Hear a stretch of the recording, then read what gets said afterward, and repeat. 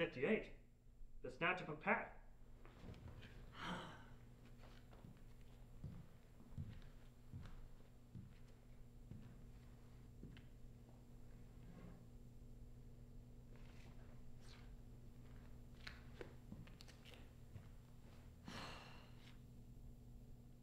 I once read in a book that life is but a series of doors, which memory serves to branch us out into the intricacies of the house until we fulfill its complex structure. Alas, mine was a simple hallway. What need of open doors when I can find all my content within these simple walls? The chop of a tree from Eden's garden was safely secured by the blessed hands and tongues of talented craftsmen who have conjured up words of such profound wonderment through their lives, words, and minds, why it would draw hesitant breath from a bohemian. To cite these phrases as mortal is to be a farce. But alas, I was born far too late. So what shall become of my final words? My gods have left their inscriptions upon stone and scroll, but mine? Will my words hold in this moment, surrounded by these barren walls and floors? What shall become of them?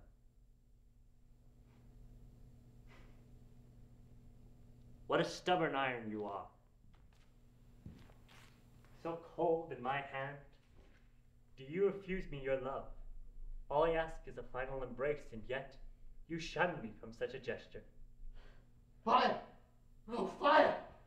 Burn my skin, chop my bones, wither me till the ashes of my form are swept in the wind. My eyes see only fire.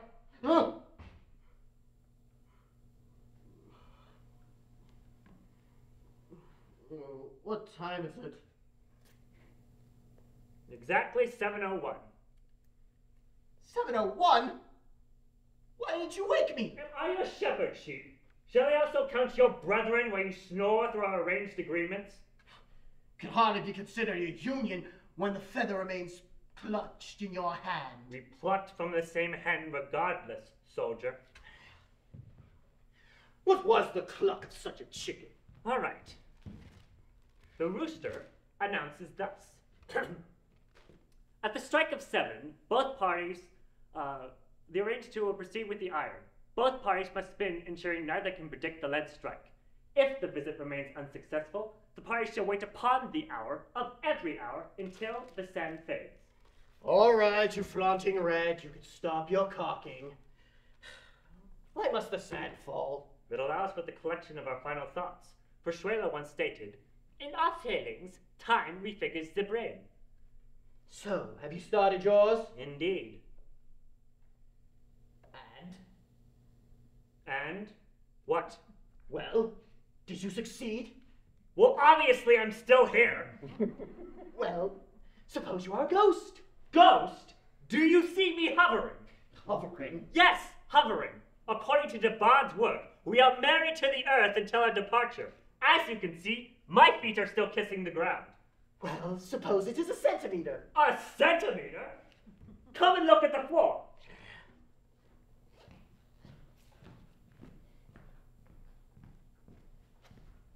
And what do you see? I see. But the eyes can behold illusions.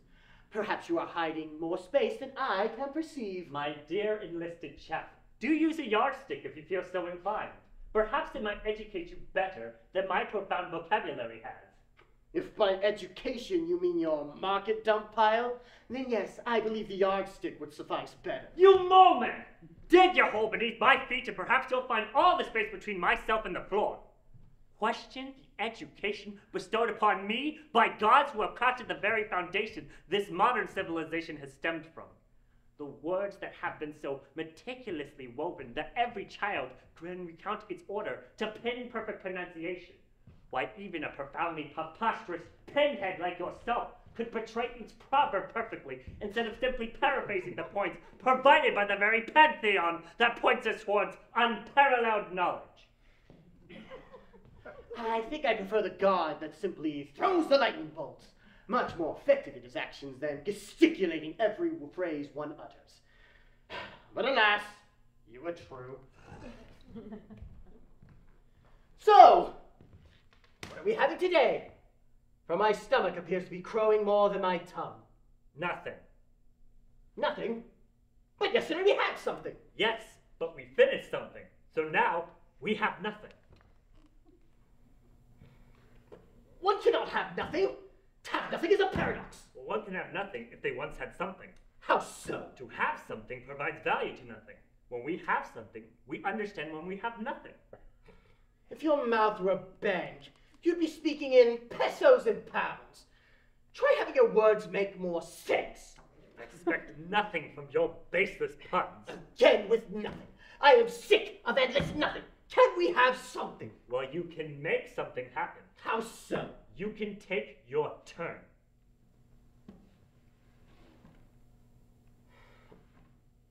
Have you your final words? What for? Well, Ji-hoon states if you don't say everything before you're gone, then the words come flying out of your head. It's best to just say it now. My words. Well, to start, I would say...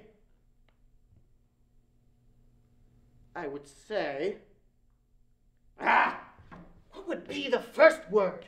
For a first word, it should come naturally to you. Allowed to travel throughout the course of your body before it is declared to the world. Such sound direction from a wordsmith. Why, of course. We can create symphonies for our audiences with mere syllables. You are conducting to a mirror. Where is your audience, scholar? I am merely providing a hand to help guide your heart's own words. But if you're comfortable with your canvas depicting a catastrophe, you're entitled to ruining it. My canvas is splattered with droplets, with no consistency or fulfillment. If this is to be my fate, let my brains paint my final canvas.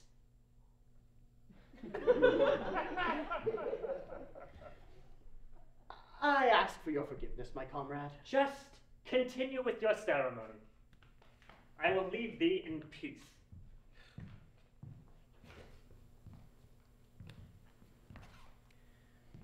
I heard life was like a series of doors.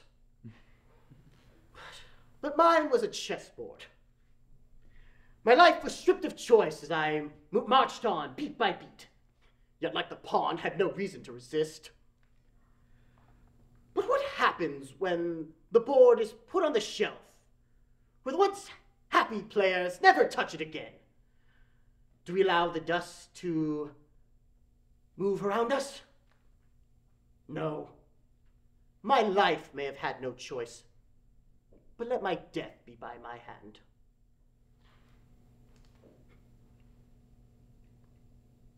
Seems my hands bear a sense of laziness, unable to paint with the remains of my head. Well, if it's any consolation, my dear fellow, my death bore no strands of color nor boisterous sounds. You haven't died yet. My statement still stands. So then, we are having nothing? How should we prepare it? Well, technically, you can't prepare for nothing, so there's no need for preparation. What time is it? It's 7:31. Well, that still leaves me an hour to think of something. If I cannot prepare for nothing, then I wait for nothing, leaving me with nothing to do. No, we agreed upon the hour. Exactly. I just completed it, meaning the hourglass has been reset. No, not by an hour, by the hour. Listen, you thespian. If I was to engage in your semantics, I would have pulled out one of your books. Hardly any thought process behind our discussions, soldier, and I'm not a thespian. I'm a scholar. Well, with your melodramatic cries, I would have thought I was sipping tea at the opera. All you're missing is your powdered wig and hat, and perhaps Shakespeare would have made you one of his painted whores. From your twisted vernacular, soldier, I would say it is you who would have dirtied his sheets. Hey, scholar. What is it? It was of only the male variety that were thespians at Shakespeare's time, correct? Yes, theater was a man's game. Including the women? Yes, including the women. So is it possible that Shakespeare saw magenta for his fellow man? What? You mean love? Surely seeing his fellow man in luxurious garments of cold appeal led to him to seek the comfort of the sheets? You're not implying that... Hold on. I mean, it's a thought that could be speculated upon. Well, what of your word? Surely one could spell out a conclusion we are looking for. Let me grab my dictionary and thesaurus. Perhaps we can craft your argument from there. You mean to tell me, in your plethora of entangled script, not one bears a single notion of this argument? Look, I used to bear more writing, but unfortunately it seems they have been lost. Perhaps you are trying to bend the truth with your silly maneuvers. I am a man of facts, my dear soldier. I simply follow what is, not what I think it is. But aren't you a scholar? Isn't looking at things differently a part of your criteria? Yes, but I prefer to follow the teachings of objective wording. My thoughts are tied to that which is bound in script. A whole but not painted, I see. What is that? Oh, nothing! I just find it rather amusing you're able to look down different roads, but not walk your own. Well, keep your words empty, I suppose. Although I do appreciate the decor you put upon them. So what do your books conclude? Are you at a buffet, my dear sir? Why is this eating away at your mind? Well, time is infinite in this small house of ours as we await the final hour. Why wouldn't I consider using my own time to pick the vast cuisine your mind can provide me? I suppose your lips run true. Indeed.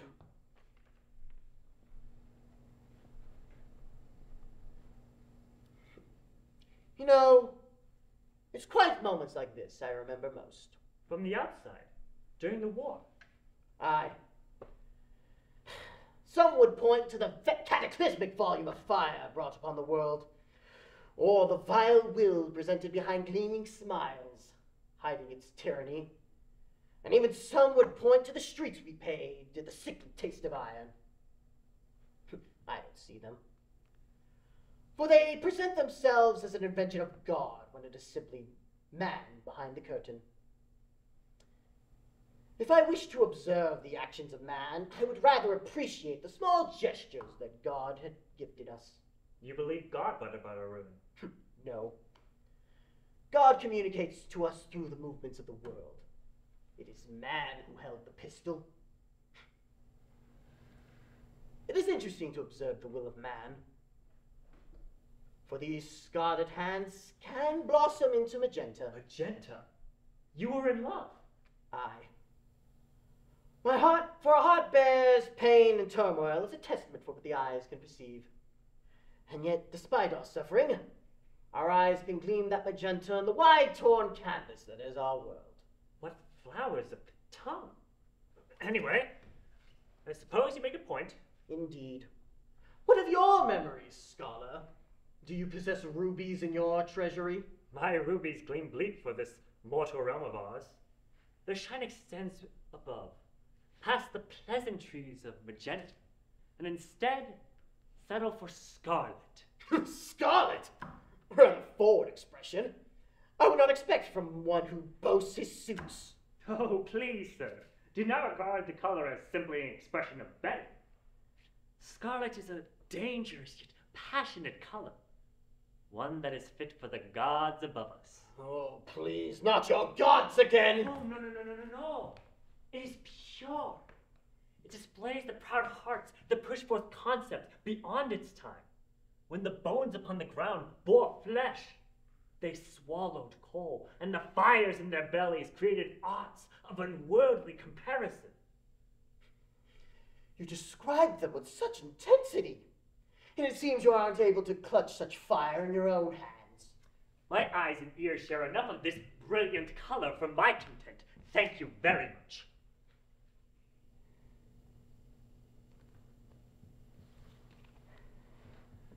Although, I do have to say, I don't think it would be possible to find enough red around here, for out there is nothing but crimson.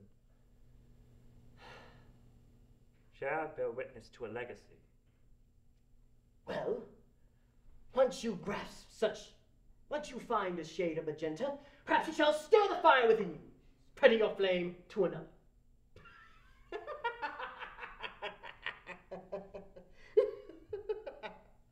I do not feel as if my flame burns brighter.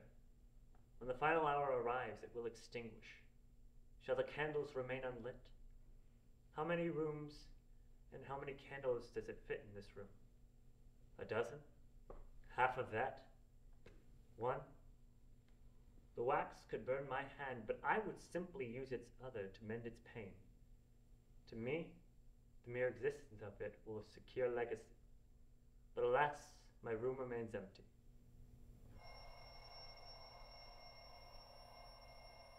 Is it time already? Yes, it appears so. Anyway, I bestow upon you your luck and hand with Lady Luck's blessing. Well, I haven't been much of a ladies' man, per se, but perhaps she will appreciate my efforts. Well, Lady Luck, my life has been an unfortunate following of statistics. During the war, more than 90% felt the refreshing taste of your hands. Yet you seemed to turn away when gazing upon me. Perhaps you understood me more than most in my life. Or maybe you simply knew your presence was not needed at the time.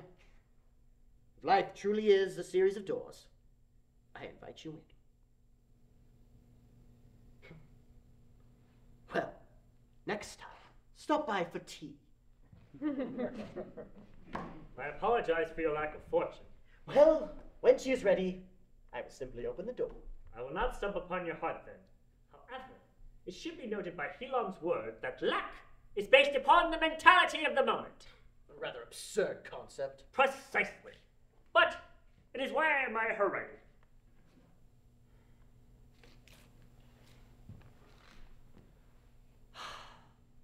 Though I have yet to see red, I pray it may creep upon the lady's face as she embraces my full appearance.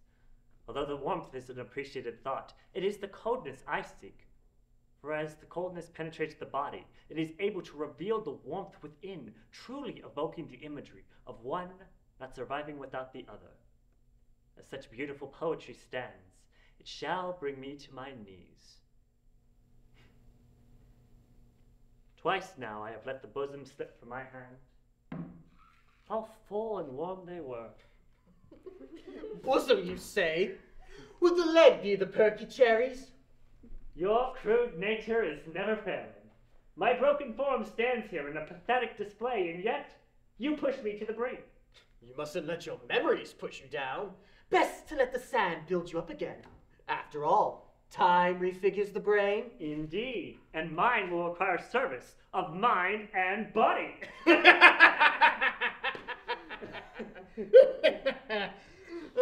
Your mouth is a snake. Oh, how it slithers in ways I could never predict. Perhaps you shall slither among Shakespeare's whores. I am a stranded goat in the middle of your endless waves of lust, utterly lost in direction. If your form is of goat, then I am a fish trapped in your mountain of knowledge. Perhaps we shall forever be stuck in the wrong world. Perhaps. Both of us have forever lost our homes. Strength in this house has proved otherwise. Perhaps there is more green out there than red. Look at these walls. They are not red, but brown and beige. Is that what you'd say it is? I'd observe it to be mahogany more than anything. If you wish to lavish in such details, we can further the imagery. What about the shapes within them? Would you consider them to be eggshell white? Yes, I would say it is. Lined with a slight chestnut brown. Oh, how I could recall the great Bijon's words in passing. The blending of colors hold together the complexities of our world. In them we see the harmony and destruction, their life and death, but we recognize that every color there must be present in their movements, for life cannot push on without the continuous balance of their action. I fear to ask how large the pantheon is, for it seems endless. Indeed. However, there are no designated seats for them. Vigent was a gardener who enjoyed music and painting, and yet was never furthered in knowledge. She drew upon wisdom surrounded in her in grand trees. Her thoughts were as valid as the kings who encased their knowledge in stone. Well, if the seats are open, I would appreciate the rest of my legs and back. If I see you bent on such cushions, I would push myself above the heavens to escape such a reality. You bear such drama upon the tongue. Are you sure you are not a thespian? Well, I did have my feet grounded on stage from time to time, but that life is far beyond my reach. What about you? My feet were grounded in the dirt, although the magenta of my eye did partake in such affairs. Your magenta? Aye. My magenta was of the soft soul. Oh, how I can see the twinkle in his eyes as he first beheld the words upon the script. In the face of fire, we looked towards the comforts home once held for us. Some engaged in ale, some indulged in drugs, and some indulged in the blazing red. My magenta found it in the theater. Oh, the shows that once were. How he would dance on top of the stars and fall back down to earth. His gentle yet commanding voice was beyond comparison. You want to speak of gods? Try finding those in sight. For who can turn away from such pure passion and belief that is presented in front of them? Belief can extend only as far as one can bring their ideals. Eyes present themselves as all-knowing, but heart and mind can extend beyond through the words we conjure. Words produce smoke that one cannot grasp. I belong to the ground, scholar. Fire was brought down by the skies, not to words you continuously try to suggest. No belief! What if your gods? They belong to words just as mine. But they don't. Fire, and lightning were not brought. We do not speak with words, nor does it when the ground shakes and skies blow. My eyes do not betray me when I stare at our hands' accomplishments and crimes. You spend far too much time with the world for what I perceive, especially since you wish to rise above it soon. Might I suggest looking up now? Your wicked tongue betrays your mind. Your intelligence seems to only go as far as a slither to your movement. Indeed, and my movement dictates a motion of rest, so I bid thee farewell until I shall awaken.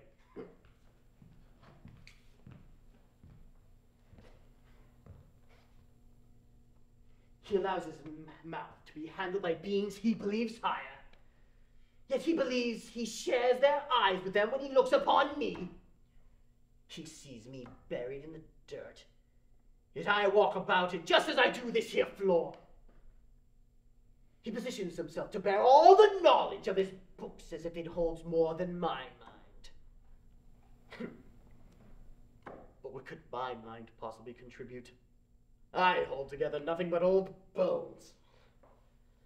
I do not need lead, for I bear the fate of feelings in my hands.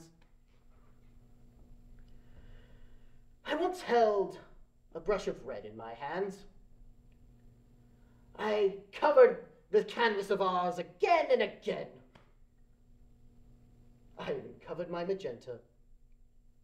For my troubles, I cannot let this fire leave my mind. It is far too bright. I fear it shall burn us all down. I only hope I am charred and gone by the time it's done.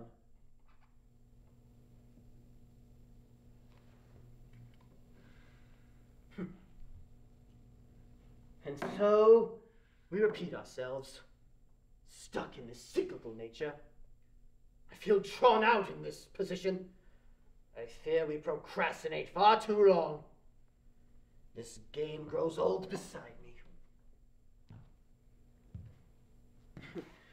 I've called upon many things today. A chessboard, a canvas, and even the greatness of fire. Grandeur doesn't suit me. I cannot see my death as glorious. It doesn't deserve to be.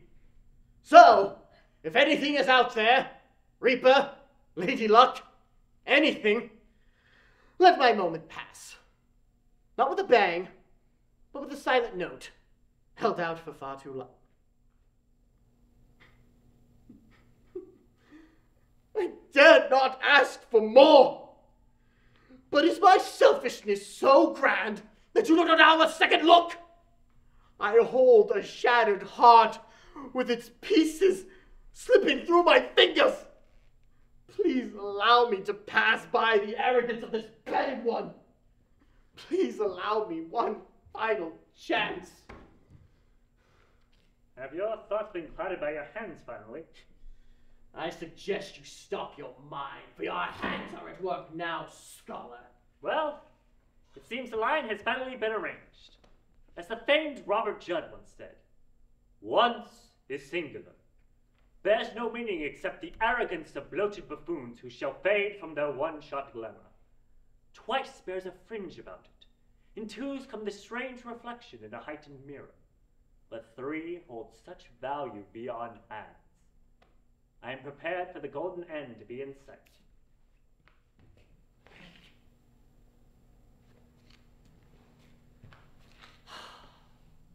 If my final thoughts are reflected upon the moment, they shall shatter as to spread their memories past these tiny walls and cement my legacy.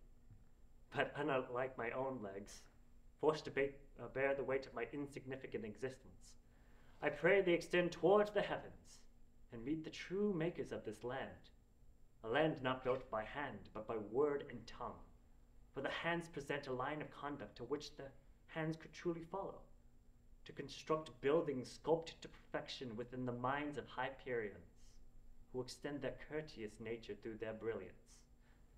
And so, in true pursuit of false hope, I beg this bullet fly, so I may fall into my blessed Creator's arms, enraptured by all.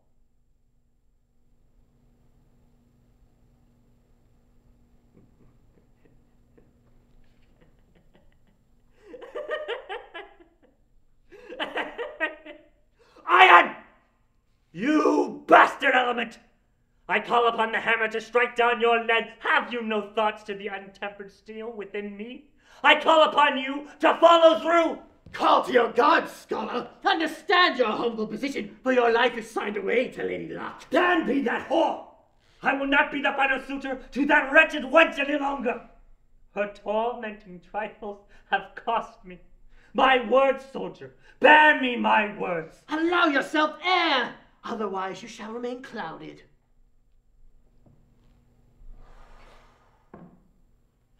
It seems thy breath draws short. It must surely be a sign for my visit to bear fruit. Your hands stay open.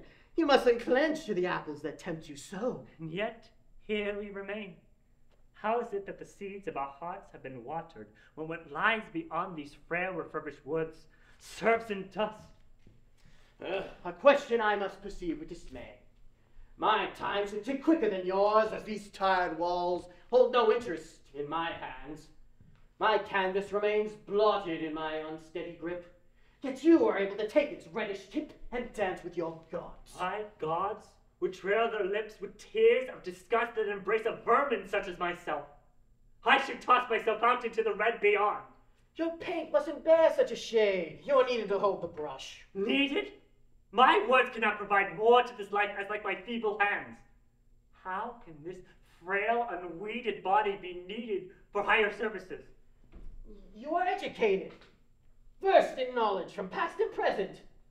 With your wisdom, you can push the boundaries of this generation far more than I can with these tired eyes and hands.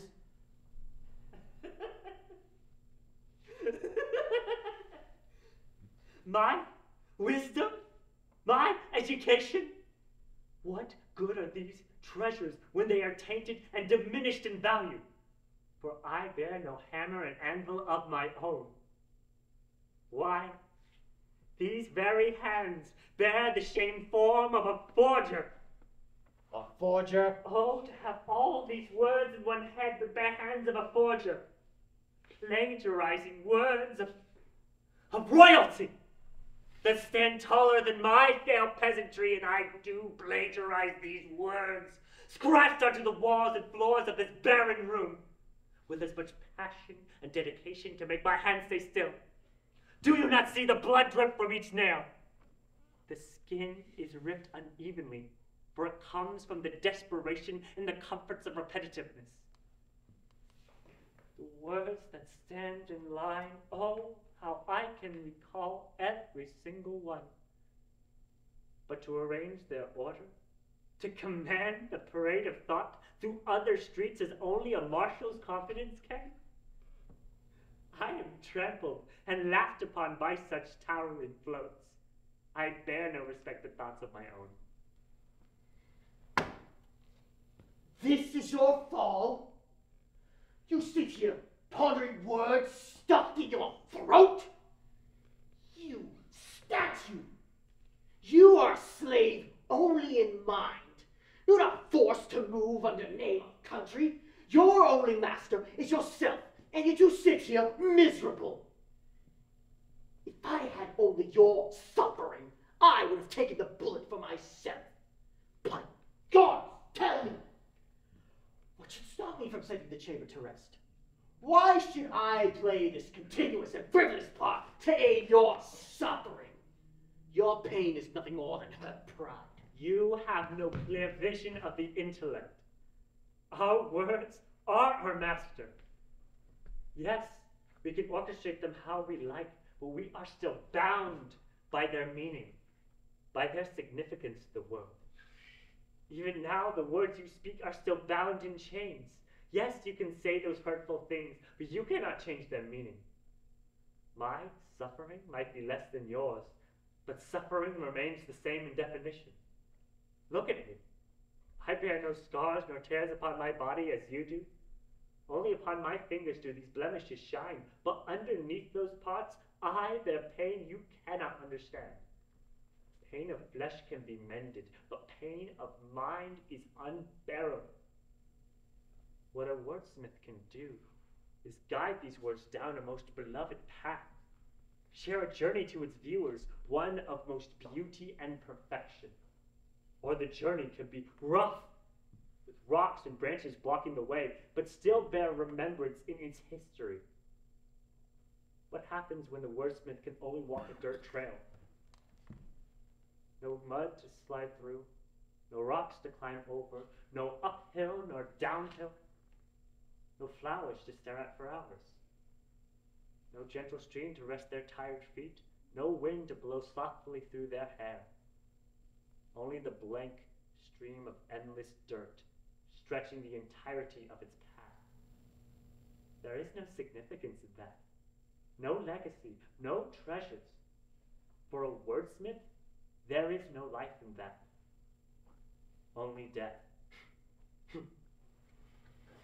I hear your pretty words clearly.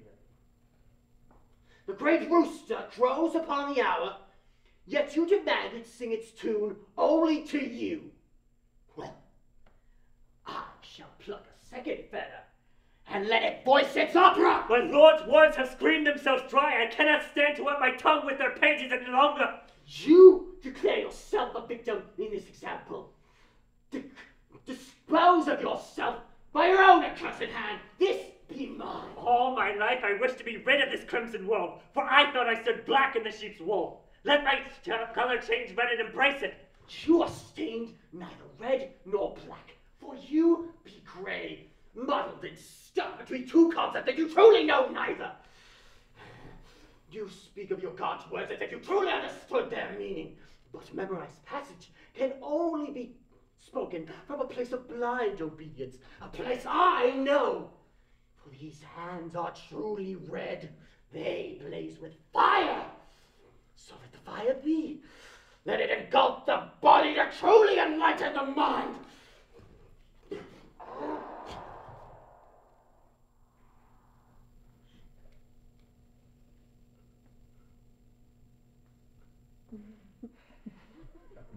Do we be ghost? Unclear. Do we shine white or red? You remain gray. Cursed body! Trapped in sickly flesh and tired tongue.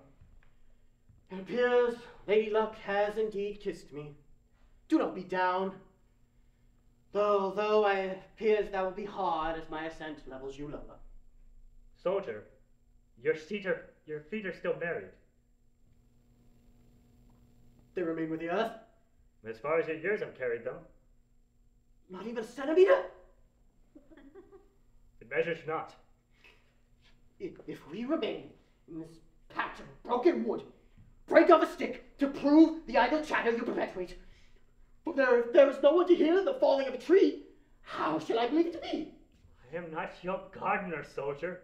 I would not prune the earth to fuel your argument. I cannot see past my presence. This room holds no mirrors. How am I to believe I do not bear no red and white if there is no truth of head, hand, and head or centimeter? I articulate quite plainly to your quibbling. However, here's enough for even your dented mind to bend to my truth. I see. So the tree has indeed fallen. Ha! Your thoughts of trees are maddening. Have you no concern with the lack of replenishing elements? We bear no lead. Our most precious commodity has fallen out of our hands, and yet you concern yourself with the falling of a tree? Look about you, soldier. Our world is built on it. I'll tell you to take it, but I fear that removing the boundary of our world would lead us to fall into another one. Why do you jest? Are you a comedian? You may. I never thought you would actually be hilarious. But now that the tension has passed, I can relax and see truth. I knew you mad from battle, soldier. I never knew you be mad from peace. Well, we can be pardoned from death. Lady Luck has shown us that. Perhaps we might find peace here in life. How so? Well, we spend so much effort trying to see the hand of Our Lady, we failed to see how we've come to see each other. See each other? Soldier, we sleep 5 paces from one another. And it may be more than that. I saw your books as merely support for your bed and ego. Yet maybe their words can be turned in a new direction. I can't rearrange them. Aye, so lend me your eyes so I may such. Perhaps the world could use it. In all the madness of your words, soldier, you impress me that this bear the most of it. Perhaps. Perhaps the world could use some madness. From old broken soldiers and young fragile scholars. I suppose the gods could appreciate some abstract thought upon the canvas. I see the red has finally got to you. Let us see what this world is painted. The outside? But there is no knowledge. It lies flat like the dirt trail. The world has heard us argue. Surely it may have echoed the ups and downs of them. And if not, let our absurdity be its foundation. I never knew I'd be convinced by a heretic. Let the gods damn us all they want. Lady Luck has shown that her plans hold a new direction.